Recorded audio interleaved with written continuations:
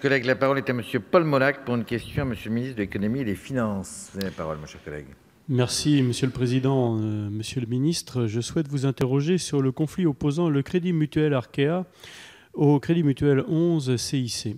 Celui-ci s'est aggravé, menant ce premier à lancer une consultation de ses caisses locales sur le principe d'une indépendance face à la volonté centralisatrice de la branche majoritaire de la Confédération nationale du Crédit Mutuel. Regroupant les fédérations de Bretagne, du Sud-Ouest et du Massif central, le groupe Arkea investit pleinement dans l'économie régionale sur une logique de long terme.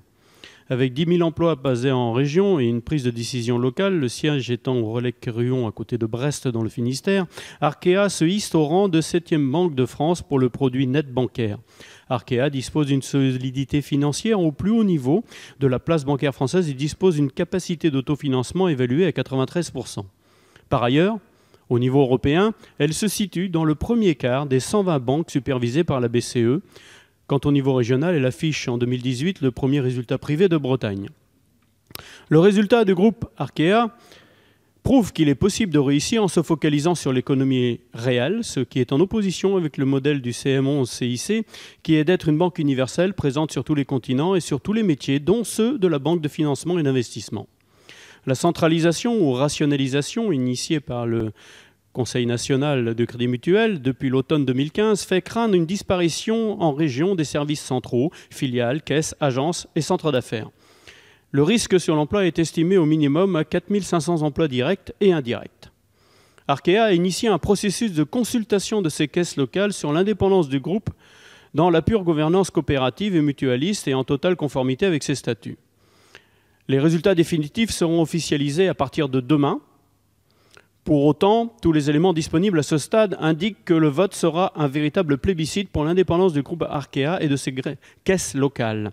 Je souhaiterais donc savoir comment le gouvernement compte-t-il reconnaître le résultat de la volonté politique qui sera ainsi clairement exprimée par les caisses locales du groupe Arkea. De même, comment comptez-vous assurer le maintien d'Arkea en tant que banque coopérative et mutualiste? Je vous remercie. Merci. Permettez-moi, mon cher collègue, de m'associer également à cette question. Peut-être que d'autres également le feront dans cette enceinte. Monsieur le ministre, vous avez la parole.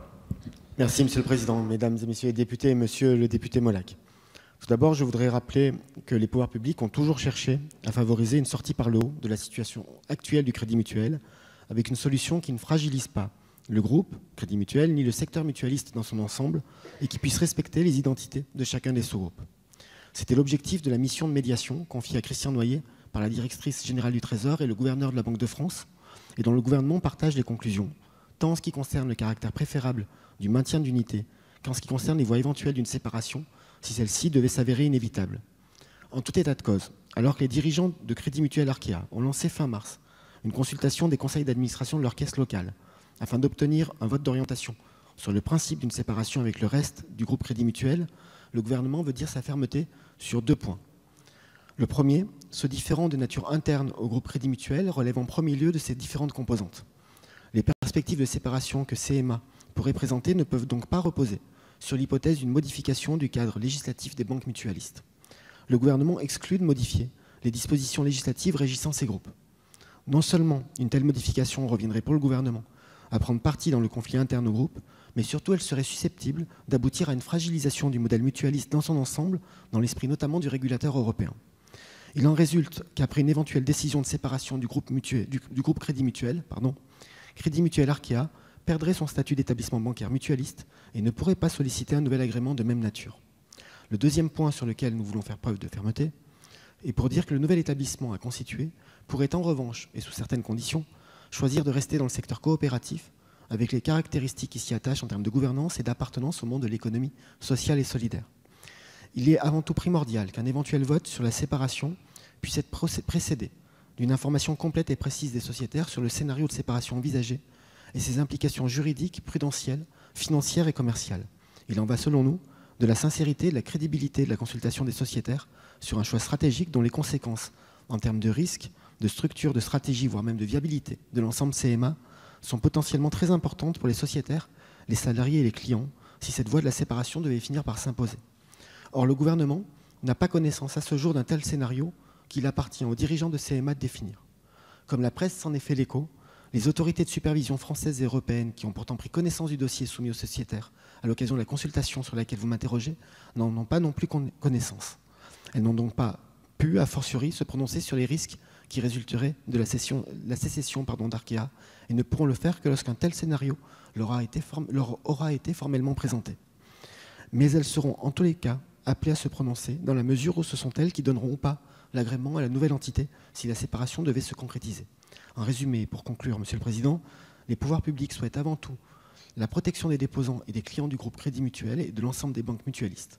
Afin d'y parvenir au-delà du cas particulier d'Arkea, il nous est absolument essentiel d'assurer la stabilité du cadre législatif des groupes mutualistes.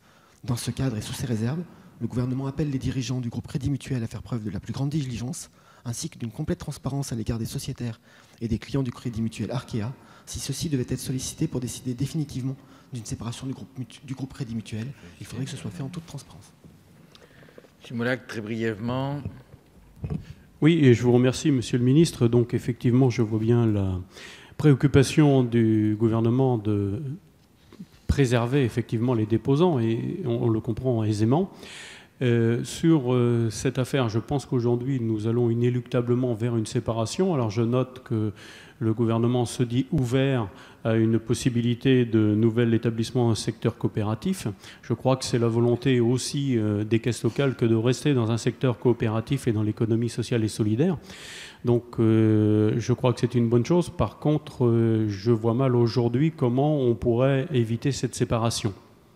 Voilà, donc... Et quelquefois, il vaut mieux une bonne séparation qu'un ménage qui tourne mal. Donc, je vous remercie. Merci.